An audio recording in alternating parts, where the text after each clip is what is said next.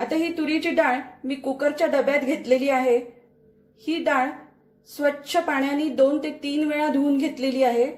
डाळीला पाण्यात घालून त्याच्यामध्ये बोटभर पाणी वर ठेवलेलं आहे। आता ह्यामध्ये मी थोडा हिंग टाकून घेते।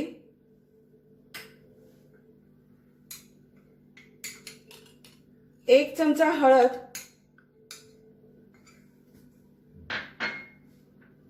एक चमचा तिखट, एक चमचा धणेपूड, 2 मिरच्या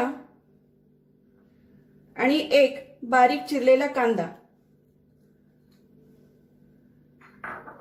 हे सगळं मिक्स करून घेऊया डाळीमध्ये।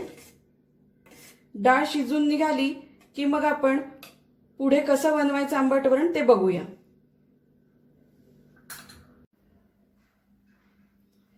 ही आपली डाळ 3 ते 4 शिट्ट्या मारून कुकरमधून शिजवून घेतलेली आहे।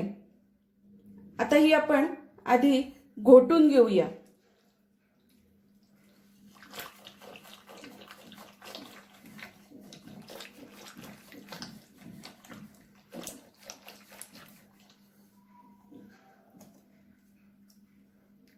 आता यामध्ये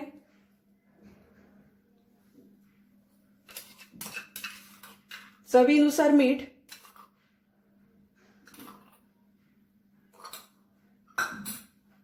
हा गूळ,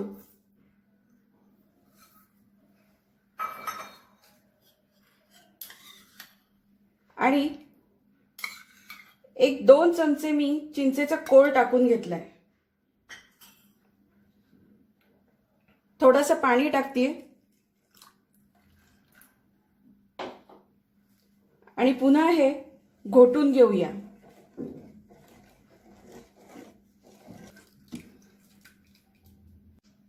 आता हे घोटून घेतलेलं जे वरण आहे ते आपल्याला गॅसवर 5 मिनिटं उकळवून घ्यायचं आहे।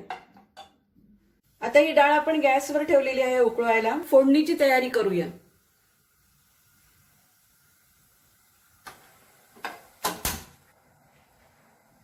पळीमध्ये थोडंसं तेल टाकून घेऊया। साधारण 2 चमचे मी तेल टाकलेलं आहे। त्यामध्ये चिमूटभर हिंग टाकतेय। हा लसूण टाकून घेऊया। लसूण आपण सोलून ठेचून घेतलेला आहे। त्यामध्ये कढीपत्ता,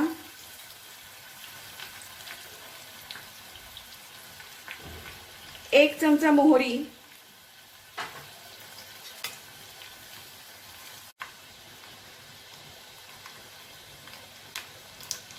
जिरे टाकून घेऊया आणि आपली फोडणी तयार झालेली आहे। गॅस बंद करायचा आहे। इकडे आपलं वरणही उकळलेलं आहे। गरम फोडणी या वरणात सोडून देऊया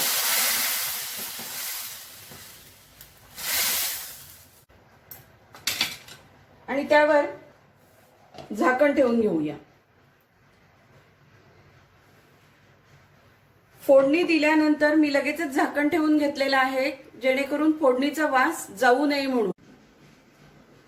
हे तयार झाले आपलं CKP पद्धतीने आंबट वरण।